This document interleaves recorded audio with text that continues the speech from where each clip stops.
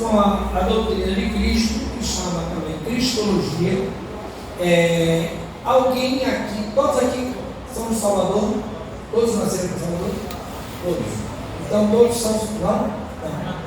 Mesmo os irmãos, os irmãos são soteropolitanos, certo? Correto. Soteropolitanos, certo? Aí eu vou perguntar, quem é que não sabe por que é soteropolitano? Levante a mão. Quem não sabe por que soteropolitano? Não sabe. A palavra sotero do grego vem do nome Salvador ou salvação. Então, a cidade, interessante que a cidade não é a cidade de Salvador, é a cidade do Salvador. Pelo fato de ela ser a cidade do Salvador, é a cidade do Sotero, né? Então, todos que moram na cidade do Sotero, é soteropolitano, politano de cidade e sotero do Salvador.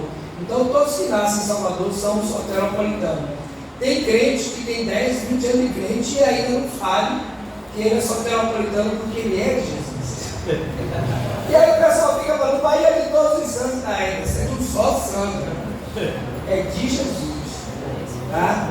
Então, a palavra sotero vem da raiz grega, né?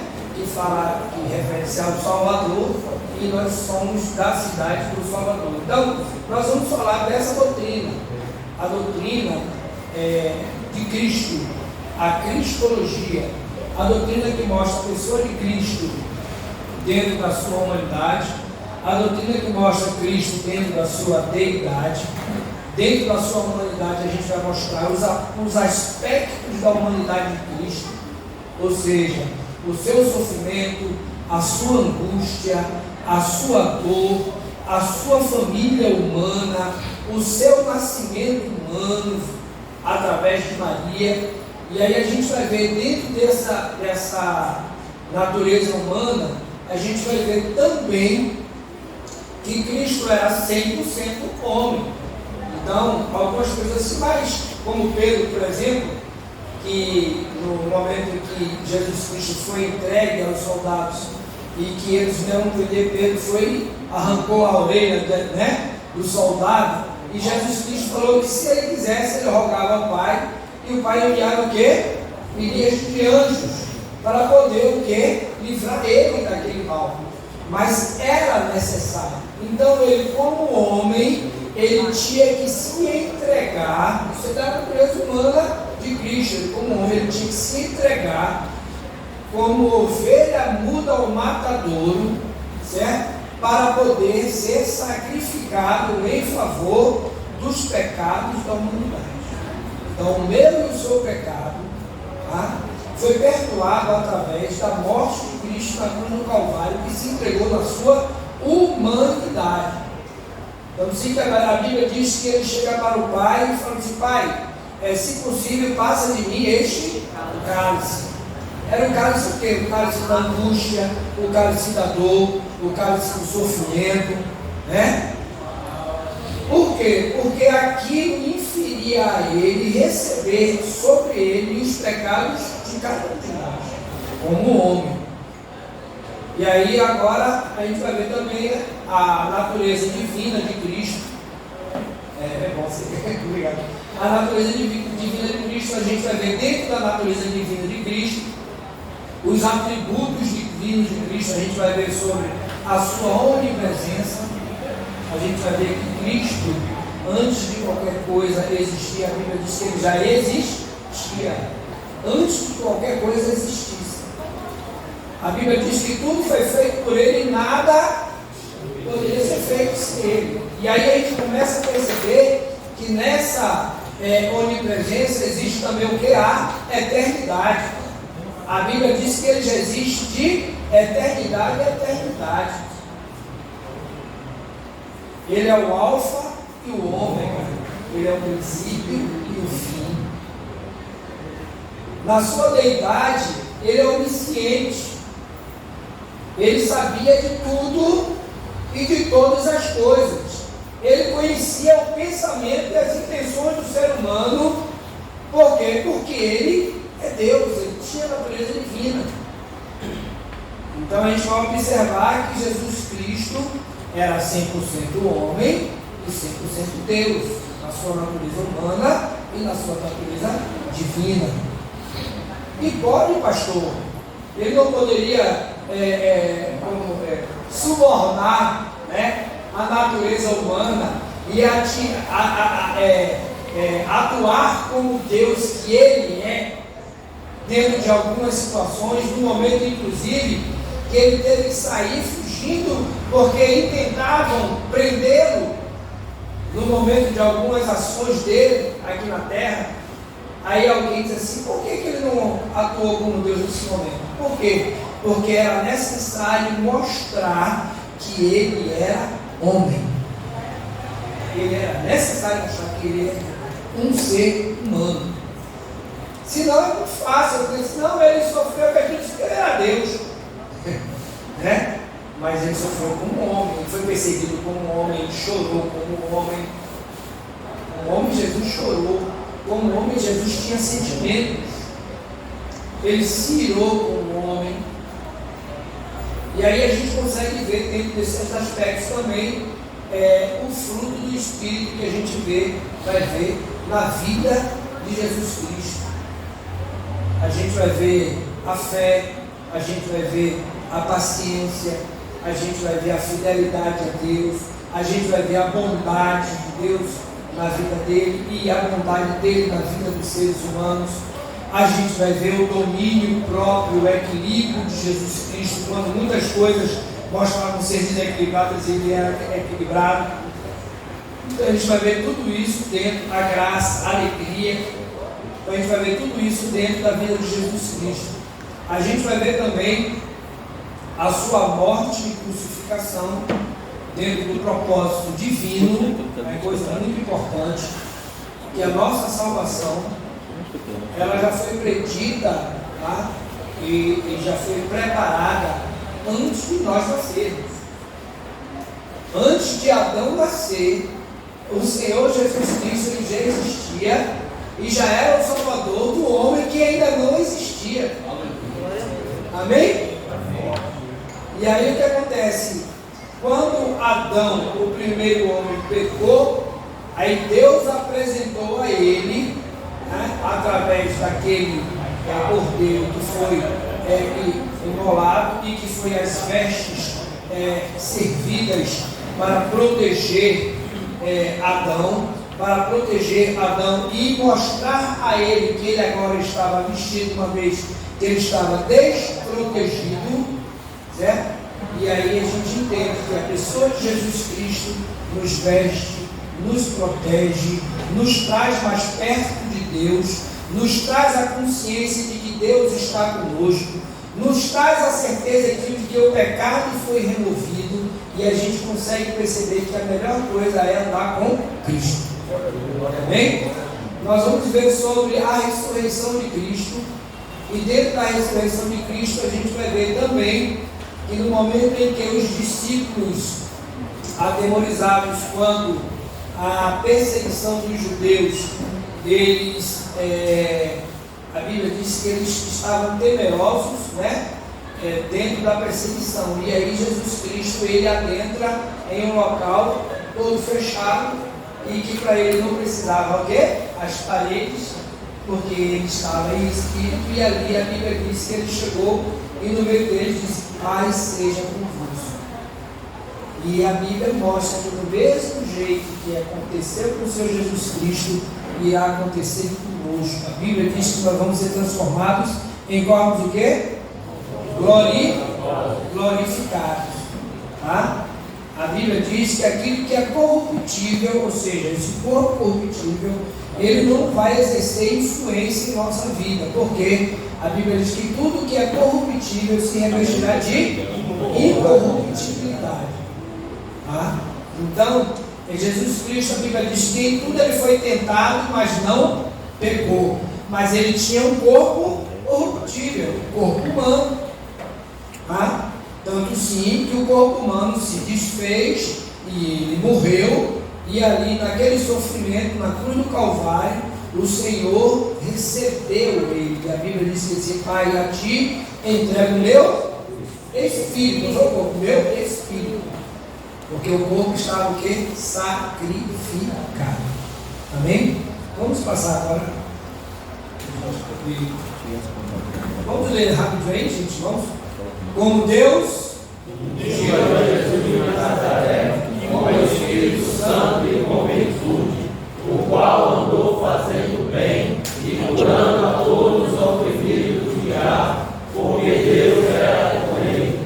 Atos 10, 38. Deixa eu falar com vocês duas coisas importantes. Vamos rapidinho aqui. Duas coisas importantes desse texto é que, primeiro, o Senhor Jesus ele foi ungido. Ungido. O que é ungido?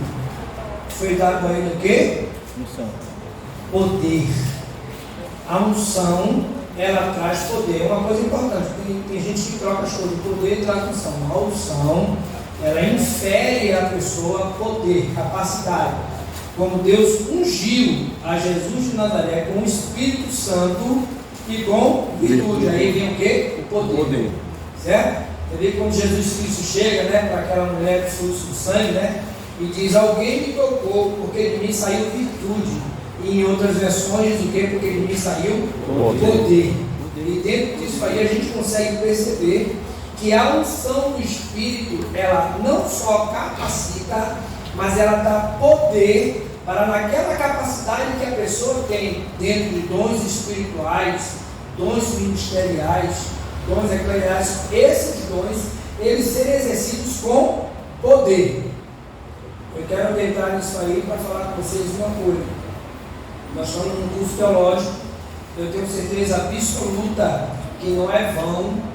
Tem gente aqui chegando de trabalho agora, tem gente aqui que passou o dia todo na luta, no sacrifício, foi no corre-corre, pegando engarrafamento. Tem gente aqui que tem problemas de saúde em casa, em família, problemas até diversos, mas que está fazendo um sacrifício enorme para estar aqui, para que possa receber da pessoa do Espírito Santo o poder necessário para não só aprender, mas para aplicar aquilo que aprendeu na sua atividade eclesiástica. Aleluia, glória a Deus. É sacrifício? Tá? E por muitas vezes, muita gente pensa em desistir pelo fato de que os problemas eles se avolumam de tal forma e a pessoa vê o problema mais importante, tá, do que essa necessidade de nós estarmos aqui. Eu não sei se vocês já perceberam que, olha só, culto de doutrina, às vezes na igreja, aí você bota, vem uma festividade, tem gente do lado de fora, mas o que é que dá capacidade, o que é que dá poder para resistir ao diabo? O que é que dá capacidade espiritual, eclesiástica, ministerial? A festa, a palavra, a doutrina. Aí você chega na classe da escola dominical, você conta a dedo, entendeu? E de repente você começa a perceber: por que os irmãos não estão aqui? Se aqui é ensino da palavra, e a palavra de Deus ela tem poder. E aí a gente começa a perceber que muita gente está deixando de lado essa responsabilidade enquanto vocês estão aproveitando. Vigiem, porque o inimigo é astuto. E muitas ciladas ele arma para tentar desvirtuar, dissuadir aquele que tem um propósito de crescer espiritualmente e ministerialmente para poder desistir. Em nome de Jesus, não desista. Aqui mostra bem claramente como Deus ungiu a Jesus de Nazaré com o Espírito Santo com virtude, o qual andou fazendo o bem. É o que vocês estão fazendo. Andou fazendo o bem e curando a todos os oprimidos do diabo. A luta é contra o inimigo. A luta é contra o inimigo.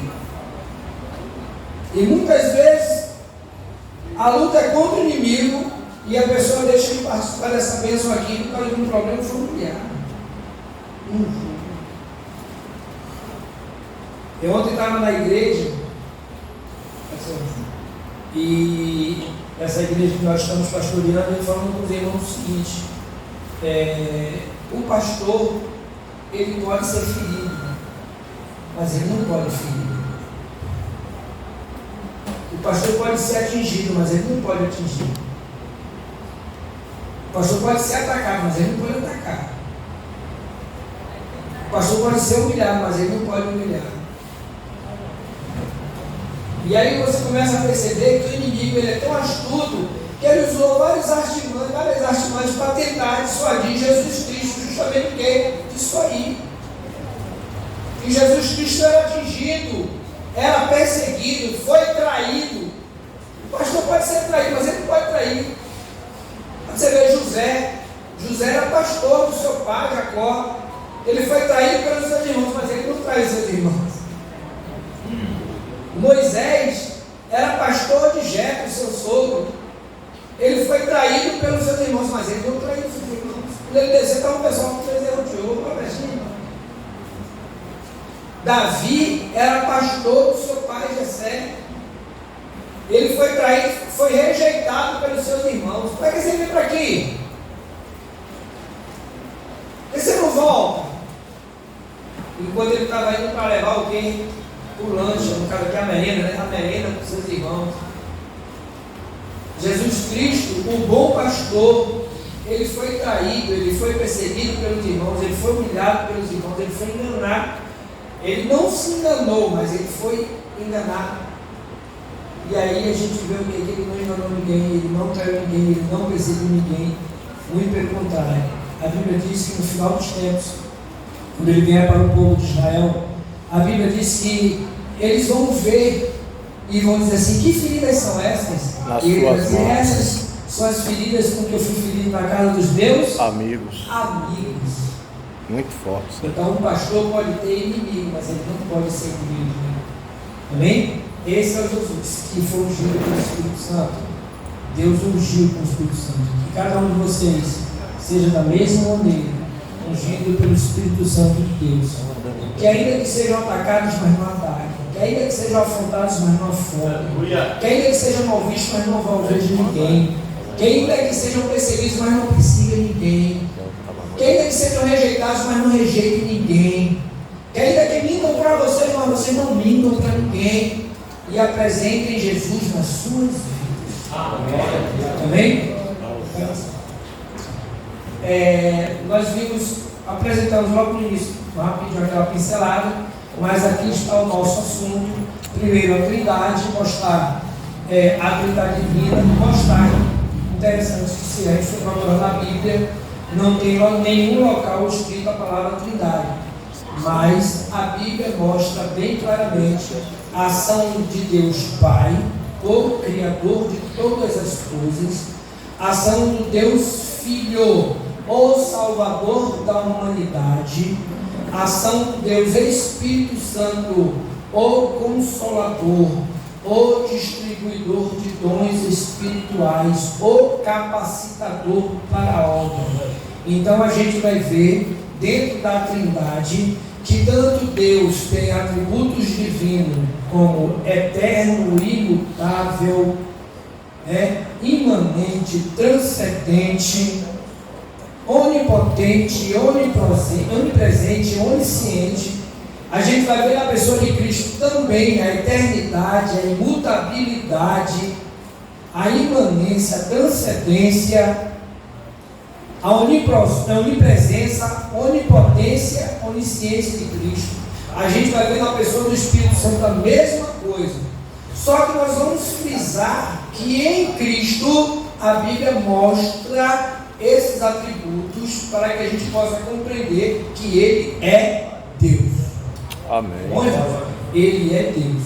A gente vê aí algumas Bíblias que, entre aspas, que as pessoas usam aí fora, que mostram que Jesus Cristo é como se fosse um profeta, um grande profeta, o Filho de Deus, como se fosse simplesmente um carpinteiro, mas nós temos a pessoa de Cristo como Deus. Certo? Nós vamos ver Cristo nos Evangelhos. Dentro dessa passagem a gente vai ver como é narrado o Evangelho de Mateus. A quem é narrado o Evangelho de Mateus, a gente vai ver que Mateus ele mostra a pessoa de Jesus Cristo para os judeus E dentro disso ele mostra Jesus Cristo como Filho de Deus, o Deus vivo, certo? Mateus, ele mostra... Pastor, o senhor vai mandar esse material para o... Eu vou botar no... Maravilha. O que eu estou falando tem aí, e o que não está falando tem Não, aí. tranquilo, é porque eu me lembrei aqui só para perguntar, né, para certificar. Bom, joia. Obrigado. Vocês vão mandar, tá? Vai botar no grupo.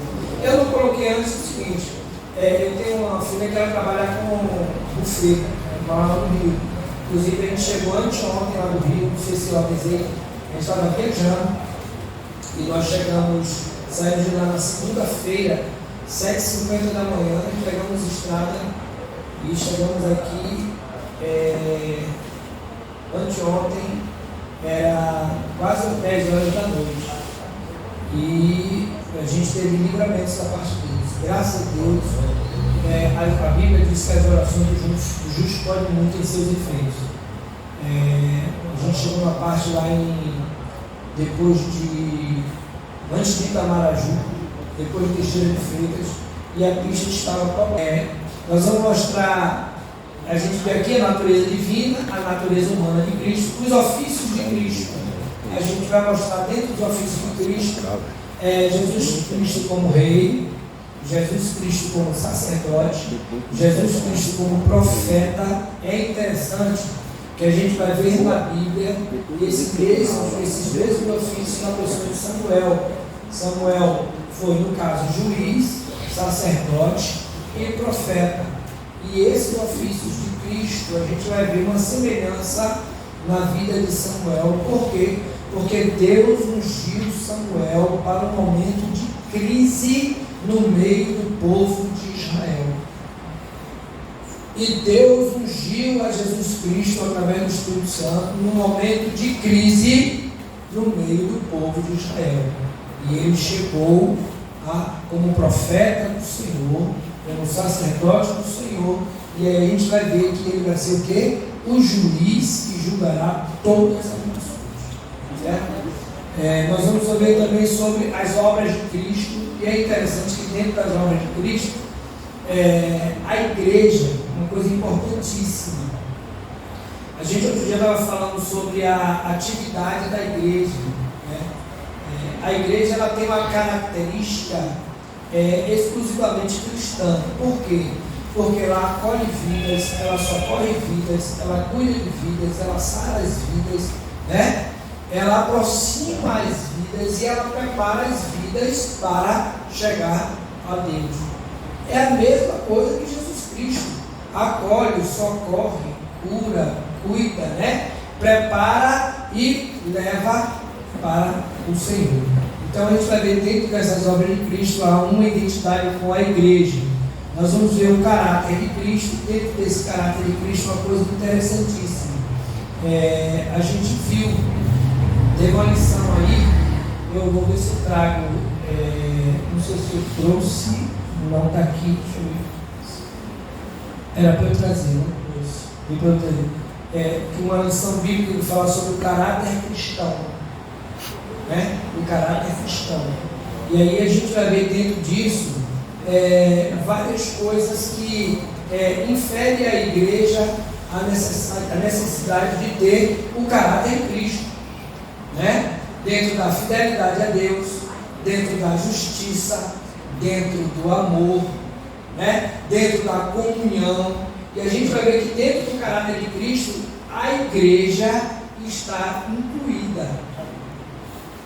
É por isso que o trabalho da igreja ele precisa ser através também do caráter, não só a questão das obras, né? Mas a questão do caráter também. Não adianta você querer fazer a obra do Senhor sem ter o caráter de Cristo. Isso é até perigoso, porque nós somos questionados lá fora todo o tempo, porque bondade muita gente fala fora, né? Mas sinceridade pouca gente tem, entendeu? Amizade muita gente tem lá fora, né? Mas fugir de confusão, né? Estar ali, na sua humildade, pouca gente às vezes tem, principalmente quando se trata de exercer a razão. Algumas pessoas, eu costumo inclusive falar em algumas palestras que a gente dá sobre temperamentos. Alguns temperamentos, a gente fala dentro dos 4 temperamentos, alguns temperamentos eles são prejudicados pela tal da razão. A razão ela prejudica muito.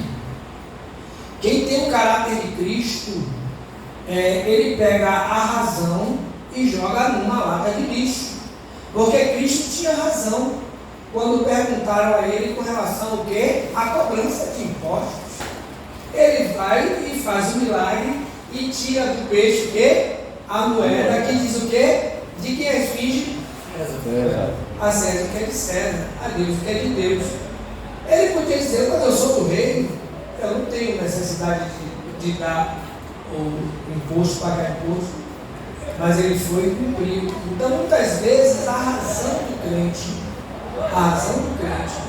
ela pode prejudicar o seu caráter cristão. Tem muito crente dentro desse sistema de que ele quer mostrar a razão dele a todo custo. Principalmente, eu vou até ser mais claro, dentro do temperamento, o fleumático e o sanguíneo. Tá? São 2 temperamentos. E se ele tiver com razão, meu irmão, já foi. Ele vai bater boca. O pau quebra. O sanguíneo então nem se fala. Aí depois que o pau quebra, depois que quebrou a situação, aí diz, me arrependi, aí já foi. O caráter cristão abalado, ele sabe que errou, ele sente que errou, ele fica decepcionado com ele mesmo, porque ele sabe que o caráter cristão foi abalado. Entendeu? Então aí ele volta para poder resolver a situação. Vamos ver sobre o fruto do Espírito na vida de Cristo. Eu falei sobre isso. E dentro disso a gente vai trazer o quê? Para a igreja. Ó, é importante isso aí, irmãos. Esse contexto todinho da doutrina de Cristo é importante que a gente traga para a nossa vida. Tá? Para a nossa vida. Assim como o nascimento de Cristo foi um milagre, o meu e o seu nascimento foi um milagre. Assim como na morte de Cristo Deus não teve prazer, mas o ressuscitou, Deus também há de nos ressuscitar. Vamos ver se eu consigo mais. Assim como Cristo foi protegido pelos anjos do Senhor, a Bíblia diz que os anjos do Senhor acampam ao redor de quem o teme e o livra. Então, se nós estivermos dentro desse contexto do fruto do Espírito, na vida de Cristo, do caráter de Cristo, da obra de Cristo na nossa vida como igreja, nós vamos ter o resultado de Cristo em nossa vida. Amém, irmão? Vamos ver sobre a morte de Cristo, a gente falou sobre isso, depois da ressurreição, as aparições de Cristo ressurreto, a ascensão de Cristo e a conclusão. Não é bicho de 7 cabeças, em nome de Jesus, tá, irmão? É apenas um aperfeiçoamento para a nossa vida espiritual. Tá bom? Vamos ler aí, todo mundo junto? Quem é? Quem é Jesus? Não é aí? Lá? Tu és o Cristo, o Filho do Deus vivo. Essa é a resposta de Pedro, quando encarnado pelo próprio Cristo. Quem diz os homens ser o Filho do Homem? A pergunta ainda permanece, que os homens até agora tentam responder, mas a verdadeira resposta deve vir da Bíblia, a palavra de Deus, escrita por homens que intimamente conheceram Jesus e desenvolveram grande intimidade com Ele. Amém. Presta bem atenção. 2 coisas importantíssimas quanto a isso aí. A pergunta ainda permanece e os homens até agora têm que responder. Os homens têm que responder. Mas quem prova Cristo glória a Deus. Tu és o Cristo, o Filho de Deus vivo. Tu és o Cristo, o Deus vivo. É interessante que as respostas de quem tem Cristo na vida, as respostas de quem tem a vida em Cristo, a resposta daquele que vive a vida de Cristo, elas são tão profundas que a pessoa consegue perceber que tem na vida da pessoa salvação, tem santificação, tem separação, olha só aí, consagração. Por quê? Porque essa é a vida de Cristo. Agora, a coisa mais importante quanto a isso é que nós vivemos isso porque sabemos que Ele é Deus. E quem entrega a sua vida a Cristo, entrega a Deus. Essa foi a resposta de Pedro. Tu és o Cristo, o Filho do Deus vivo. A resposta de Pedro, quando indagado por Jesus Cristo. Por quê? Porque ainda, olha que interessante, é por isso que às vezes você transita na rua, você fala com alguém, conversa, fala de tipo de negócio, alguma coisa, dialoga com alguém, você é diferente. Você tem uma forma de falar diferente, uma forma de agir diferente, você tem uma forma de fazer acordo diferente, você tem uma forma de atuar diferente, de responder a situações adversas diferentes. Aí a pessoa começa a perceber, tem algo diferente na sua vida, aí você pensa, poxa, que bom, né? Que bom, sou eu, não é?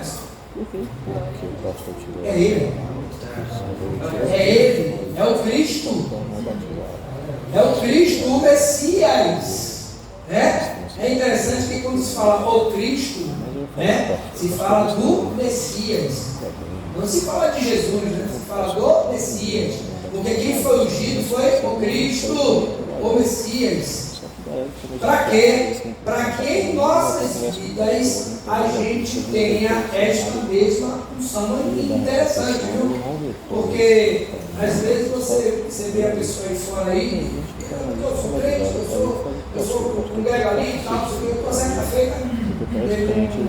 Eu pego uma lanchonetezinha, eu estou congregando assim, também, aí eu também é. Aí como é o nome do pastor daí? Parece que eu sou pastor.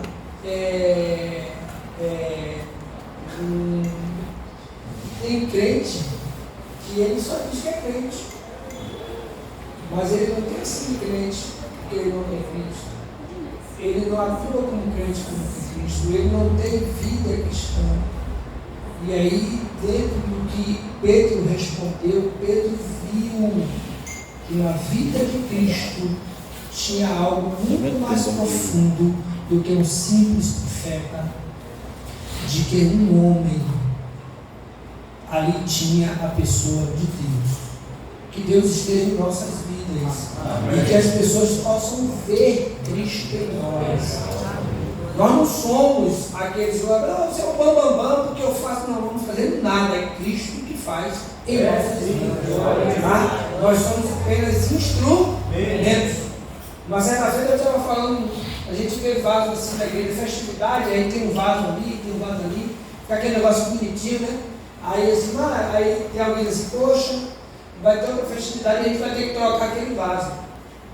O vaso não sai sozinho.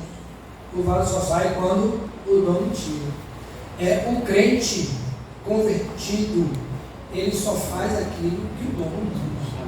Ele não faz pela teoria dele, não. Ele faz o que o dono manda. Ele não, porque a minha vontade, sua vontade cai por terra. A vontade de Deus tem prioridade, porque vaso não anda sozinho. Tá? O vaso não anda sozinho. Olha a continuidade. E na introdução a gente vai ver como o cristianismo não pode ser comparado com nenhuma religião. Jesus não deve ser comparado com nenhum fundador de religiões. Uma coisa importantíssima. Alguns aqui devem ter visto alguma pergunta: que religião você é? Que religião você é? E outras dizem: eu não gosto de discutir religião. Realmente religião não se discute. Por que religião não se discute? Porque a palavra religião vem do grego religare. O grego religare mostra a pessoa, a única pessoa que infere esse título, que é Cristo. O único que religa, né, o homem ao Criador, a criatura ao Criador, é Cristo. Então, como é que a gente vai discutir religiões Se apenas uma pessoa faz essa função, não tem que discutir. Não tem que discutir. Primeiro, por quê? Porque você não tem que discutir porque ele é perfeito. Verdade. Não tem que discutir porque ele é Deus. Não é discutir com Deus? Não tem que discutir porque ele é Deus. Não tem que discutir porque ele é o autor do milagre da nossa vida. A nossa transformação foi feita por ele. Aleluia. Então não existe religião, existe o quê? Transformação de vida e preparação de uma vida para religar ela com o Pai. Então não se discute religião. Tá bom? As pessoas têm, a gente crente muitas vezes bate de frente com alguém, né? Não, porque não sei o que, não se preocupe não. A gente vai falar só aquilo que for necessário. Não é bom, tá? É interessante isso, não é bom falar muito, tá? Dentro de situações não vou nem falar de litígios, mas de certos conflitos com relação à religião. Não é bom falar muito. Apresente sua vida.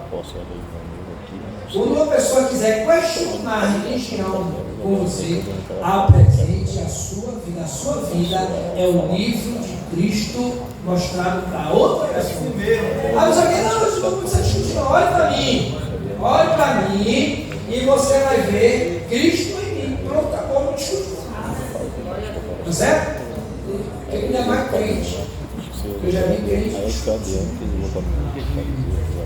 perigoso, tá? Porque existem situações aí que você já tiveram seitas heresias, modismos, não tiveram. Existe uma matéria dentro do contexto teológico que é seitas heresias, e essa matéria muitas vezes confunde por causa de algumas terminações. Tá? Existe hoje, não sei se você já sabe, uma igreja do pastor Carlos, não sei se é Carlos alguma coisa aí, que ele canta aquele irmão, não importa, né? Ele é um musicista, conta a verdade, prega a palavra, entendeu? Canta hinos maravilhosos, fala de Jesus maravilhosamente, mas para ele não existe a pessoa do Espírito Santo como Deus. Olha só, irmão.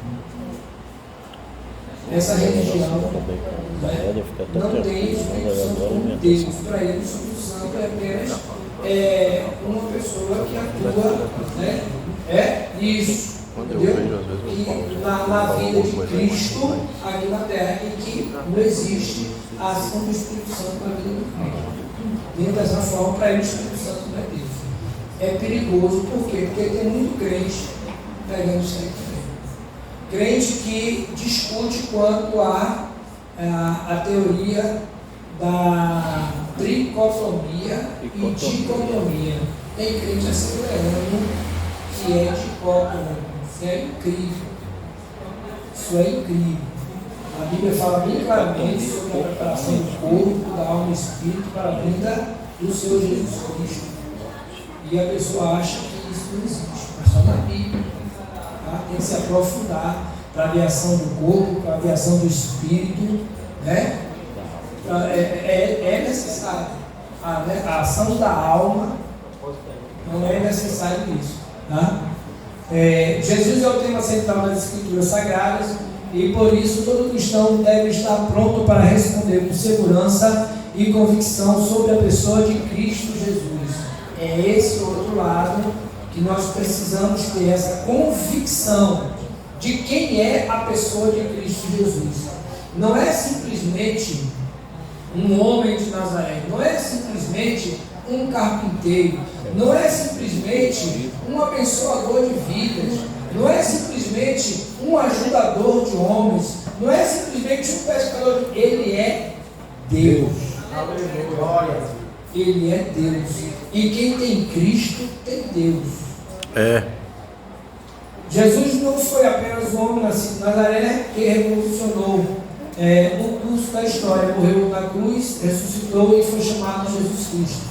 Muitos são os pontos de vista de filósofos teólogos acerca da natureza de Jesus, e muitos tomam como ponto de partida o Jesus humano, não o reconhecendo como Deus. Essa é a preocupação. Tá? eu vou falar uma coisa bem séria para os irmãos.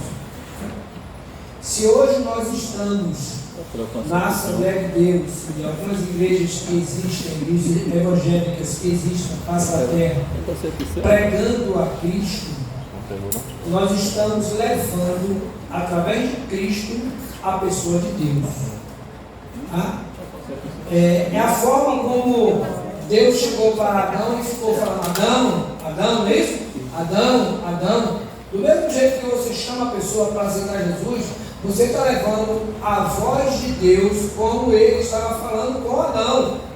Adão, e aí Adão percebeu: por que você percebeu que estava nu? E aí o que você fala para a pessoa é que a pessoa percebe que ela está nua dentro do propósito divino, ou seja, ela está desprotegida. Adão percebeu que ele estava desprotegido.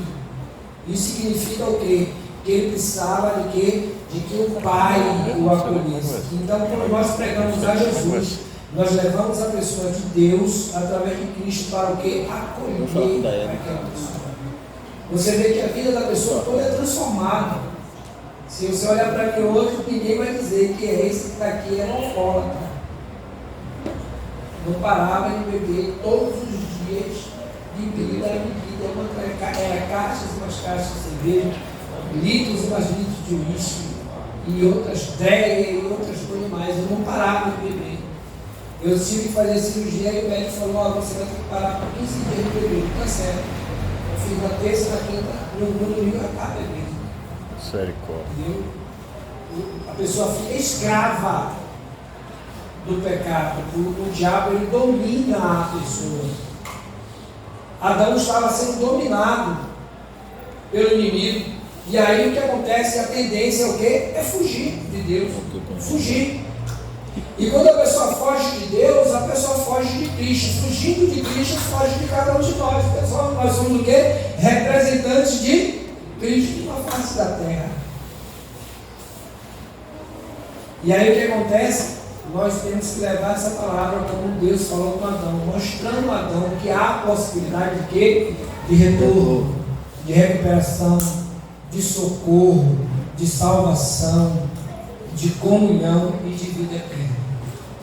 Nós não pregamos, interessante, quem prega Cristo não prega morte, porque Cristo é vida.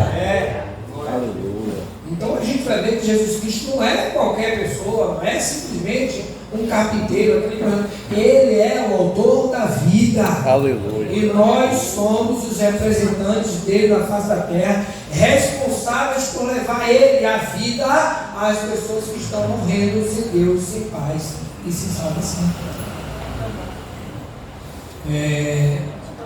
É Cristo ungido em grego, né, cuja história é contada pelos 4 evangelistas, deixa claro que ele é o enviado de Deus para salvar os homens com a sua morte. Completo o que eu falei nesse instante. Ungido de Deus para salvar, mas essencialmente o Senhor. Tá? Muito preocupante hoje em algumas igrejas. Quer aceitar Jesus como Salvador? Quer aceitar Jesus como Salvador? Quero. Na semana seguinte você não encontra mais a pessoa na igreja. Por quê? Porque ele não aceita Jesus como Senhor. O Salvador, muito bom, vai salvar a nossa finança, vai salvar o nosso casamento, vai salvar a nossa vida profissional, né? Vai salvar o din-din, vai salvar muita coisa. Só tem que, quando se trata de Senhor, há o quê? Responsabilidade, respeito, obrigação, mas foi de uma forma diferente. Recusa de muitas coisas do mundo, né? E o que? A tendência a buscar a ser melhor a cada dia.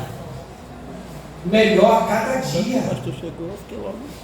Observe que aí fora, eu estava vendo outro dia aí, eu estava num treinamento de natação, um sujeito falando que ele treinava 8 horas por dia na piscina, natação. 8 horas nadando. Tem pessoas que treinam corrida, a São Silvestre, vocês devem saber, alguém deve saber aqui, treina a São Silvestre quando acaba a São Silvestre. A São Silvestre acabou, no mês seguinte, ele já está participando de outros treinamentos para a São Silvestre no ano seguinte. Isso quer dizer o quê? Que ele está procurando se aperfeiçoar naquilo que ele é. Nós somos salvos em Cristo e temos que buscar o aperfeiçoamento da nossa vida cristã a cada dia. Para isso, nós temos que entender que Jesus Cristo é o Senhor. E a cada dia nós temos que nos obrigar a sermos diferentes, a sermos melhores do que nós somos. Diz que aí com Senna, quando eu morava, eu servi lá no Rio, eu morava em Angra dos Reis, ele estava na Capitania, aí com Senna eu corria no fundo lá de casa. Uma vez eu fui historiar a lancha dele que bateu, ele bateu no jet ski, aí eu fui lá na casa dele para historiar a lancha, tirando foto, tudo, batendo papo. E aí a gente soube que ele não tinha, o lazer dele era treino, o lazer dele era concentração, o lazer dele era exercício. Todo dia ele correndo um negócio aqui, lá atrás de casa, só. Aí você lá correndo ali. A vida inteira, por quê? Porque ele tinha o quê? Ele colocou nele uma obrigação de ser melhor naquilo que ele era. Quando a gente olha a pessoa de Jesus Cristo, a gente entende que como Salvador, ele já nos resgatou da novação do pecado. Ele já tirou aquela vida que a gente tinha como Salvador. E agora a gente tem que entender que Ele é o Senhor e por isso precisamos melhorar de vida cada mais, porque Ele está em nós. E a Bíblia diz que quem está em Cristo, nova criatura é. Que a gente possa ser novo a cada dia. Vamos ver aqui a Trindade Divina. A Bíblia fala sobre o Pai, o Filho e o Espírito Santo. É interessante que, eu não sei se você já viu alguns lives desses diz assim, ó: Deus não é o Espírito, Deus não é o Filho, Deus não é o Pai. Mas o Espírito é Deus, o Filho é Deus e o Pai é Deus. É o contrário, é o inverso. Tá? Não é que Deus é o Filho, não. O Filho é Deus, o Pai é Deus e o Espírito é Deus. Isso porque uma coisa interessante. Quem que já fez o curso de Casados para Sempre? Já fez? Alguém? Não, né? No curso de Casados para Sempre a gente posta o casal, né? E a pessoa do Pai, do Filho e do Espírito Santo. E mostra também o casal, o esposo, a esposa e a pessoa de Deus. E aí nesse triângulo, né, o esposo, a esposa e a pessoa de Deus, a gente mostra a atuação da Trindade na vida do casal. Por isso que é uma coisa interessante a gente mostrar, né? Deus Pai, Deus Filho e Deus Espírito Santo. E aí a gente falou no início, qual é a atuação do Filho? Nós vamos trabalhar com a atuação do Filho. Qual é a atuação do Filho como Deus em nossas vidas? Que a atuação do Pai, a gente sabe que Ele é o Criador de todas as coisas. A gente sabe que através de Deus todas as coisas foram feitas. E aí a gente entende que quando Deus formou todas as coisas, a Bíblia diz bem claramente que Ele chega e fala assim, façamos o homem a nossa imagem, a nossa semelhança. E aí a gente entende que havia o quê? Uma comunhão entre o Deus Pai, Deus Filho e Deus Espírito Santo. E nessa comunhão mostra que o poder dos três era a mesma, tanto sim que na hora que o homem pecou, a Bíblia diz que Deus falou o quê? Ele agora é como um de nós. Ele colocou a mesma identidade como um de nós. Não houve diferença entre o Pai, o Filho e o Espírito Santo. Um de nós. Então a gente vai ver que o nosso nosso Deus Filho, né? O Cristo Jesus, ele é Deus na mesma plenitude. Tá? Alguém vai dizer assim, porque ainda bem que Deus é Filho, o Filho também é Deus. Então o que acontece? Não há como dizer assim, um patamar de melhoria, de atuação, a hierarquia, inclusive uma coisa perigosa, tá? Quando falar Trindade, alguém aí diz assim, a primeira pessoa da Trindade é o Pai, a segunda pessoa da Trindade é o Filho, a terceira pessoa é o Espírito Santo, né? A gente fala isso porque a gente está colocando uma ordem de ação. Porque Deus formou o mundo todas as coisas, Jesus Cristo, o Filho, salvou a humanidade, e agora vem depois o quê? O Espírito Santo nos salvou. A gente coloca nessa sequência. Mas não por prioridade ou por hierarquia, em nome de Jesus. Tá? Nunca aceitem de ninguém que há um tipo de autoridade maior na pessoa do Pai, porque Jesus Cristo, ele falou, não, Pai, seja feita a sua vontade, porque ele era homem. A gente tem que entender bem claramente isso aí, tá bom? Vai passar. A Trindade, quem dá para ler isso aqui, irmão, né? Significa o quê? Três pessoas igualmente distintas, reveladas no Pai, no Filho e no Espírito Santo, a melhor maneira de se compreender a Trindade Santa é estudar a obra específica de cada uma das pessoas. Pronto. Obra específica de cada uma das pessoas. O Deus Pai, vamos lá? Estabelece o quê? Uma relação de Criador com os homens. Uma relação de Criador. Tá? Uma relação de Criador. Aí alguém pode chegar e dizer assim, poxa, então Jesus Cristo não é Deus. Porque Deus é o Criador, Deus Pai. O Deus Pai, o Criador. Certo? E dentro dessa relação com os homens, ele estabelece algo interessante, viu, irmãos? Observe que a nossa relação com Deus Pai, ela infere em nós termos a relação com o Filho e com o Espírito Santo. O crente que não tem relação com o Espírito Santo, ele não tem relação com Deus Pai. O crente que não tem relação com o Filho, ele não tem relação com o Pai. O crente que não obedece ao Filho, obedece ao Pai. Então o que acontece? Essa relação com a criação, dentro da formação, até a própria formação foi feita em conjunto, para mostrar o quê? Que nós temos a comunhão com Deus Pai, Filho e Espírito Santo, mesmo sendo Deus esse o Criador. Pode falar.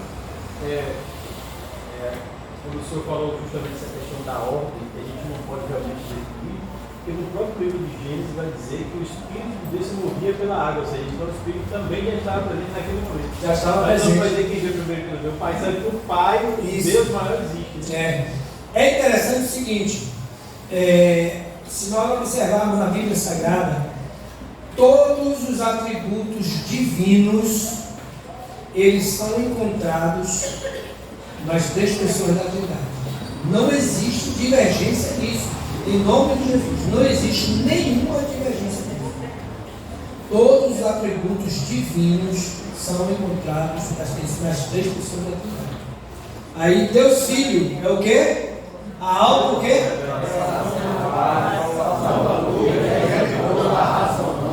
Amém. Nós vamos ver dentro dessa revelação do Pai, né, que Deus vai se revelar ao ser humano através da pessoa de Cristo com atributos. E aí a gente vai ver dentro desses atributos as duas pessoas. Aquele que revela o Pai, que é Cristo, o Filho, ele vai revelar o Pai dentro do quê? Dos seus atributos, dos seus ofícios, da sua função. Então o que acontece? Começa pelo que? Salvador. Observe que quem fez o primeiro ato de salvação foi o próprio Deus. Quando Adão, foi o que? Vestido. Quando Adão foi o que? Encontrado por Deus. Não dizer que Deus não tinha visto, que Adão estava igual o cego de tiroteio, Já viu o cego no tiroteio? Todo mundo vê ele e ele não vê ninguém. Adão estava desse jeito. Ele achava que ele estava se escondendo de Deus. Já viu aquele sujeito que ele disse, não se preocupe não, que eu estou aqui, não tem ninguém me vendo, Aí chega alguém e fala assim, a paz do Senhor, varão. Tem alguém me conhecendo aqui também, entendeu? Então o que acontece? Dessa mesma forma como Deus atuou na vida de Adão, Jesus Cristo atua na vida da humanidade. Então, a salvação que foi feita por Adão, por Deus através da vida de Adão, é o exemplo de hoje, a salvação que é efetuada na humanidade. Jesus Cristo procura. Jesus Cristo procura incessantemente vidas para salvar.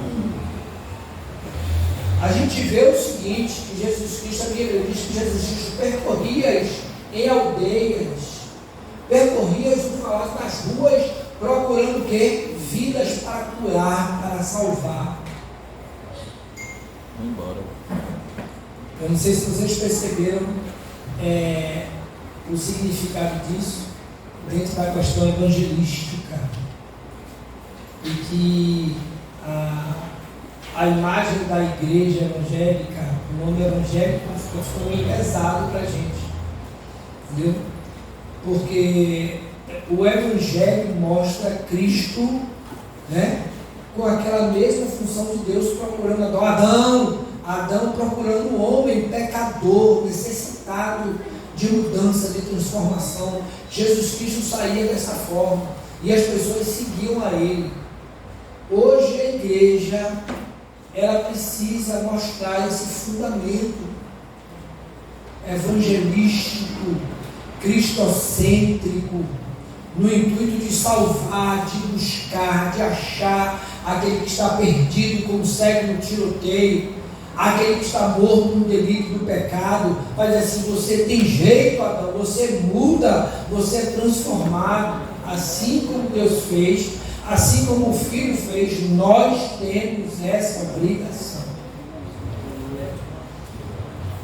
Deus Espírito Santo é o quê? Consolador e continuador da obra da redenção. Olha só, presta bem atenção, em nome de Jesus Cristo, porque se por acaso cair na prova, olha só, o autor da obra da redenção é Cristo. Ele entregou a sua vida, para nos redimir dos nossos pecados, para nos tirar os nossos pecados. Aí agora, ele envia, ele roga ao Pai, que rogará ao Pai, ele nos enviará o quê? O outro Consolador, que esteja convosco, ou seja, continuando o quê? A obra da redenção. Por quê? Porque uma vez resgatados por Cristo, é o Espírito Santo em nossas vidas que nos aperfeiçoa, nos aprimora, nos fortalece, nos capacita e nos dá poder. Certo? É através do Espírito Santo. Então, dentro da Trindade, cada um com uma função bem específica, bem clara e que vai cair à prova. Amém? Já deu ponto? Pronto. As três pessoas da Trindade têm a mesma origem, a mesma glória e o mesmo poder. A fé genuína nos faz compreender o Pai, o Filho e o Espírito Santo. Uma coisa importantíssima, essa questão de fé genuína, na verdade, é a fé bíblica. É a fé bíblica. Porque você não pode compreender a pessoa do Pai, do Filho e do Espírito Santo se você não compreende a Bíblia. Olha o que aconteceu com Filipe, que ele subiu na carruagem, o eunuco da rainha de Candace, ele não sabia quem era a pessoa de Jesus Cristo, e ele pregou Cristo. Olha que Paulo e Pedro pregavam a pessoa do Espírito Santo e eles não sabiam nem quem era o Espírito Santo. Na verdade, essa doutrina do Espírito Santo veio muito depois da morte de Cristo. É interessante isso. Muito depois da morte de Cristo, se alguém falasse em doutrina do Espírito Santo, eu dizia, você está em heresia. Mas a gente conhece agora a atuação do Espírito Santo. Então a gente começa a perceber que os três, né, dentro da mesma forma, a mesma origem, a mesma atuação, o mesmo poder, e nós compreendemos eles através da palavra de Deus, tá? Através da palavra de Deus. No princípio, Deus criou o céu e a terra se forma vazia, havia trevas sobre a face do abismo. O irmão já cantou lá, né?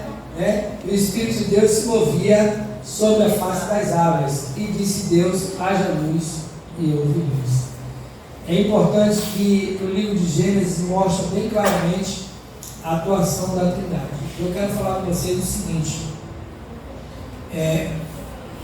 quem não sabe, tá? Na Bíblia dos Testemunhos de Jeová, aqui tem escrito o quê? Força ativa, Espírito. A força ativa. Eles não têm isso aqui não, tá? Você pegar uma Bíblia e vai dizer a força ativa de Deus. Por isso que a ativa que é a coisa totalmente contrária à palavra de Deus. Tá bom? Pode passar. Tipificações de Jesus Cristo no Antigo Testamento. Vamos dar uma aí rapidinho, vamos lá? Derramamento para cobrir a nudez do pecado. Quem te mostrou quem está nu, comeste tu da árvore que te ordenei, que não comeste, e fez o Senhor Deus Adão e a sua mulher única de pele e os vestiu. Segundo aí. Cordeiro substituto para o holocausto. E disse a Abraão, Deus proverá para si o cordeiro para o holocausto, meu filho. Assim caminharam ambos juntos. Então levantou Abraão seus olhos e olhou, e eis um carneiro atrás dele, lavado pelos seus filhos no mar. E foi Abraão e tomou o carneiro e ofereceu o holocausto em lugar de seu filho. O seguinte, sacrifício pascual, para toda a congregação de Israel, dizendo: tome cada um para si o cordeiro ou o cabrito, será sem mácula, um macho e um ano, o qual tomareis das ovelhas sobre a carne, e todo o ajuntamento da congregação de Israel o sacrificará à tarde. As vossas gerações os celebrareis por estatuto perpétuo. glória a Deus. Irmãos, vocês já tiveram tipologia bíblica? Não, né? Não. É uma matéria também no curso teológico que traz a pessoa de Jesus Cristo de Gênesis a Apocalipse e mostra não só no caso como o derramamento do sangue, o sacrifício pascual, o cordeiro, mas como pessoas que tipificam a vida de Jesus. E que por excelência nós temos uma pessoa chamada José, que como tipo de Jesus, ele tem antitipo, né? Um antitipo. O tipo é Jesus, ele é um antitipo, ele vem antes do tipo. Ele traz toda a comparação de Cristo em sua vida. Se você vê José, ele era o filho amado do seu pai. E a Bíblia diz que o quê? Jesus Cristo foi às águas do Rio Jordão, Jesus batizou e a Bíblia diz que ouviu sua voz dizendo que esse é o quê? Meu filho amado. Meu filho amado, em quem me comprado. A Bíblia diz que José recebeu do seu pai uma túnica especial, né, para mostrar a diferença com relação aos seus irmãos. A Bíblia diz que o Senhor Jesus recebeu o Espírito Santo, né, e foi revestido pelo Espírito Santo no momento em que ele desceu às águas do Rio Jordão, revestindo ele de poder, mostrando que a diferença daquele que estava naquele momento nascendo, subindo as águas. A Bíblia diz que José, ele foi perseguido pelos seus irmãos. Jesus foi perseguido pelos seus irmãos. A Bíblia diz que José foi vendido pelos seus irmãos por 20 moedas de prata. E Jesus foi vendido por 30 moedas de prata. A Bíblia diz que José, ele esteve num calabouço entre dois prisioneiros. Um morreu e o outro estava na presença do rei. A Bíblia diz que Jesus Cristo foi crucificado entre dois salteadores. Um morreu eternamente e o outro à presença do rei. A Bíblia mostra que Jesus Cristo em tudo foi tentado e não pecou.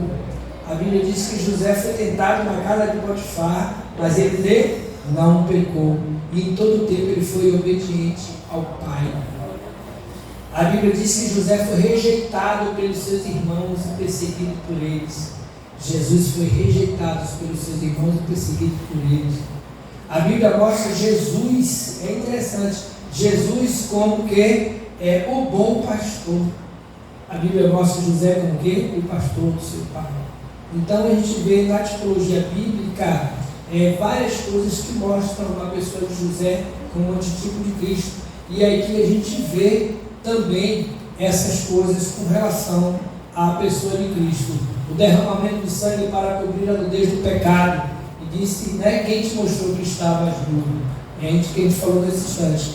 Através do sangue do Cordeiro derramado na cruz do Calvário, a nudez que trazia o pecado em nossas vidas foi coberta. E agora nós temos o que? O revestimento do Senhor através do seu sangue, uma nova cobertura, uma nova vida, uma vida transformada.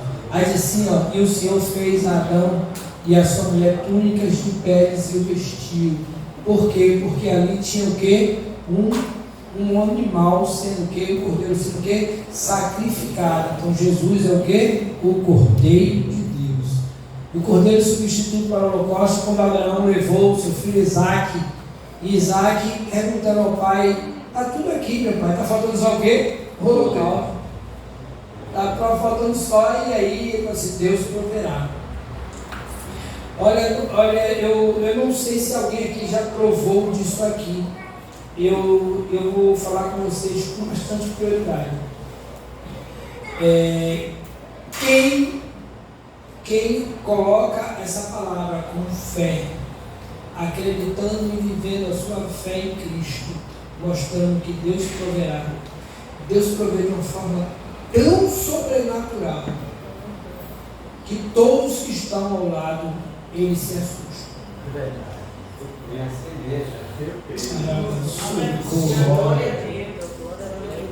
Aleluia.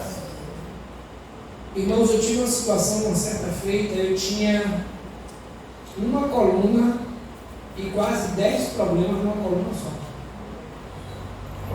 Eu tinha lordose, escoliose, cifose, espinha bífida, síndrome do carpiano à direita e à esquerda e degeneração entre 8 vértebras da coluna, 4 na cervical e 4 na lombar. Eu vivia na liberdade, eu congregava na liberdade, pela misericórdia de Deus, irmãos. Eu conseguia chegar na igreja através de morfina, através de tramadol, tramal, derivados de morfina, através de amitriptilina. Já tem dia de eu tomar remédio e dormir quase 24 horas, dormir de 9 horas da manhã até 8 horas do dia seguinte, passar dia e noite dormindo. Mas servindo ao Senhor e acreditando que Ele ia prover. Glória a Deus. Eu quero profetizar para você nessa noite. O nosso Deus proverá bênçãos para você. O nosso Deus, Ele tem observado os nossos sacrifícios, Ele tem observado a renúncia de cada um de vocês dentro dessa necessidade que vocês estão apresentando. E Ele provê o melhor para vocês. Em nome de Jesus. Glória. O meu médico neurocirurgião, diretor do Centro de Neurologia da Bahia, aqui em Salvador. Ele chegou para mim e falou assim: você, o especialista do jeito que sou, eu te digo que dentro de alguns meses você vai estar na cadeira de roda. E eu falei: eu sou crente. Aleluia. Eu falei: eu sou crente. E ele disse: doido? Eu digo: não, eu sou crente. Eu caía, eu perdi os sentidos daqui, não dava nem para segurar, não dava tempo de segurar em nada. E quando às vezes travava, a lágrima descia e o grito não saía, e as lágrimas descendo assim. E as lágrimas descendo, e aqui parecendo que tinha uma chave de fenda assim. As pernas pareciam que tinha um fio solto dando choque. É assim mesmo. Mas eu acreditava. O pastor Israel, uma certa feita, ele falou assim para mim: meu filho, você vai ser curado. E Deus vai te dar a oportunidade de você trabalhar na obra. Ele tomava remédio e deitava no banco por causa da liberdade. Trabalhava na liberdade, na ação social, na secretaria. Eu deitava no banco, eu ficava ali agarrada, não conseguia falar dele. E quando o médico falou para mim, eu falei assim: eu sou crente. E pela misericórdia de Deus, um dia eu estava dormindo, eu só almoçava e gemia assim, ó. Eu almoçava, eu tomava café assim, gemia assim. Eu ficava na mesa e ficava assim, sentindo mal. E minha esposa: você tomou remédio? Eu tomei tudo de direito. Quando foi um dia eu dormindo, eu vi um irmão, Landerson, que ele ficava, olha a especificação, tá? Lendo a Bíblia comigo, às vezes até 2, 3, 4, 5 horas da manhã, lendo, estudando a Bíblia. E eu morando, nessa época, eu morava lá na base naval, na Vila Naval da Barragem, e no tempo que eu não vi esse irmão Landerson. Quando foi um dia eu dormindo, eu sonhei que ele botou a mão assim na minha coluna e começou a orar. E começou a orar, e começou a orar. E eu dormindo, quando eu acordei, a primeira coisa que eu falei para minha esposa: filha, eu estou curado. Você gemeu, eu não dormi porque você gemeu a noite toda. Filha, eu vi Landerson orando, impondo as mãos pela minha coluna, eu estou curado. Ela: não dá para entender porque você gemeu. Eu digo: eu gemi? Ela: foi, eu não dormi que você gemeu. Eu digo: oh, Jesus, que maravilha, eu estou curado. Para a glória de Deus, irmãos, ano de 2003, há 20 anos atrás, estou aqui. Uma dor sequer na coluna. Eu era saco de remédio. Saco de remédio. Deus provê. Ei, caia sua. Deus provê. O seu sacrifício não é vão. Continue. Alguém vai dizer: mas não dá para ser reforma. Não é então, irmão. É avançando que a gente tem vitória. Os que recuam são covardes. O Cordeiro estava sendo apresentado, mostrando que Deus tem um propósito. E esse propósito é eterno. E a gente viu ali o povo de Israel lá na Páscoa sacrificando o cordeiro. E a Bíblia mostra o que? Os umbrais das portas sendo o que? Pichados pelo sangue do cordeiro. E a Bíblia diz que o que? O Senhor disse: olha, aonde o anjo da morte passar e estiver o que? O sangue, a marca não entrará. Glória a Deus. A pessoa de Cristo é representada na Bíblia de uma forma tão maravilhosa. Quem tem Cristo tem salvação, tem socorro, tem presente na angústia. Quem tem Cristo tem livramento. E aí a gente começa a perceber que o povo fez com fé. Vamos fazer, vamos fazer. Mas será que? Não tem será, na vida de Cristo não existe será, irmão. A pessoa de Cristo nos dá garantia que vai acontecer.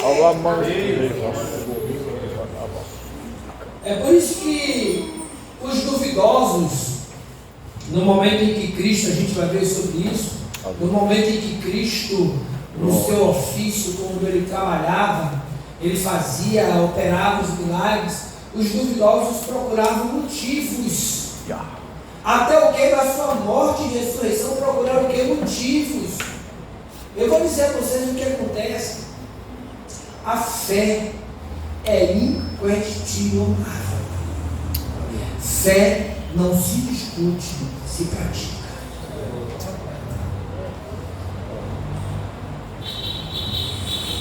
A coisa mais bonita que tem é o crente que vive na fé em Cristo Jesus, convicto de que o impossível vai.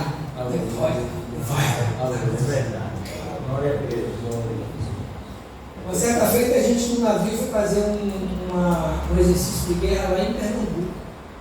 E aí, atracando no porto de Pernambuco, antigamente o crente eu ia para o lugar errado. Não era crente, outros. Aí, agora convertido, agora eu vou para a igreja. Eu vou agora recuperar o meu tempo, eu vou para a igreja.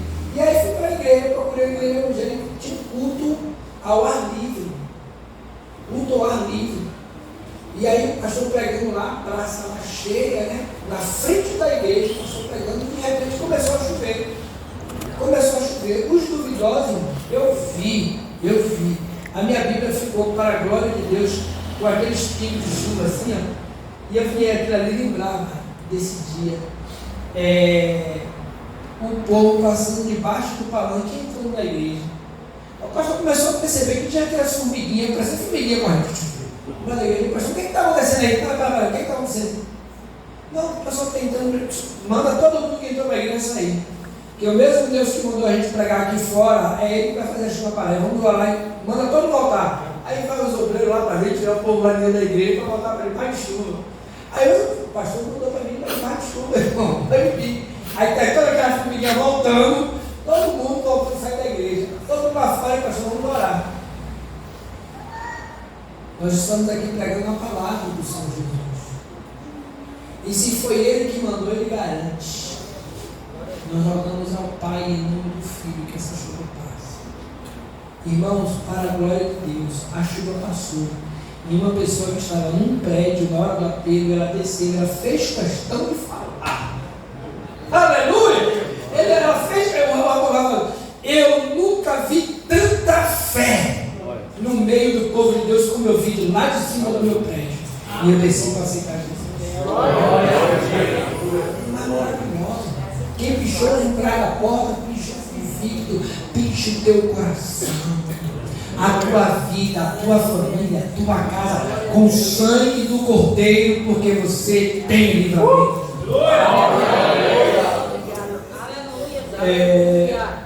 Algumas das principais profecias sobre o Messias nas narrativas do Antigo Testamento são a semente da mulher.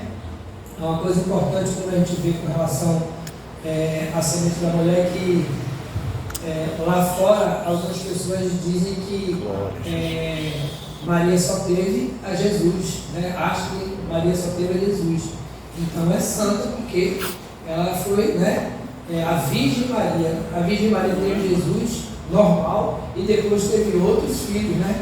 Então não tem nada em relação a isso. Mas mostrando da semente da mulher, por quê? Para mostrar o quê? A humanidade de Cristo. Tá? É a mesma coisa quando fala, é o Filho do Homem. Tá? Por quê? Mostrando a humanidade de Cristo.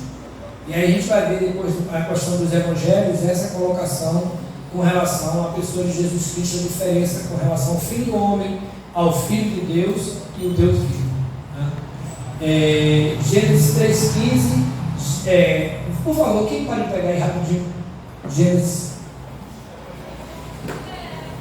E o outro lê Apocalipse 12:5. Para a gente poder rapidinho. Que horas tem, gente? Eu estou vendo. É mesmo? 8h53. Caramba, eu desconfiei. Ó, presta bem atenção, eu tenho um desconfiômetro, tá? Eu consegui, eu ganhei um desconfiômetro na Estedele e no curso teológico lá no Rio, eu tinha alguns irmãos que quando eu não uso relógio não preciso não, porque eu vejo quando eu vejo o pessoal pensando, aí opa, eu me desconfiômetro lá com os outros, nem sabia, muito obrigado, então, vamos fazer o seguinte, lê só esse versículo 3,15, o outro Apocalipse 12,5 e nós vamos agradecer a Deus. Irmãos, em nome de Jesus Cristo, na semana que vem, pelo amor de Deus, me ajude, irmão, na semana que vem, a gente está no horário direitinho com ele, tá? Para a gente poder iniciar a aula cedo e passar a maior parte dos assuntos para vocês. Pode ler, quem achou? E porém inimizade de ti e a mulher, e a tua semente, esta te ferirá a cabeça, e tu lhe ferirás o calcanhar. Amém. Apocalipse 12,5. E deu à luz um filho homem, que há de reger todas as nações com vara de ferro. E o seu filho foi arrebatado para Deus e para o seu trono. Amém. Mostra o que? A pessoa de Cristo, com aquele profetizado através da pessoa do nosso Deus, mostrando que a semente da mulher seria justamente ele que iria dominar o mundo e iria colocar por terra a pessoa do inimigo. Amém? Vamos orar ao Senhor, vamos agradecer a Deus.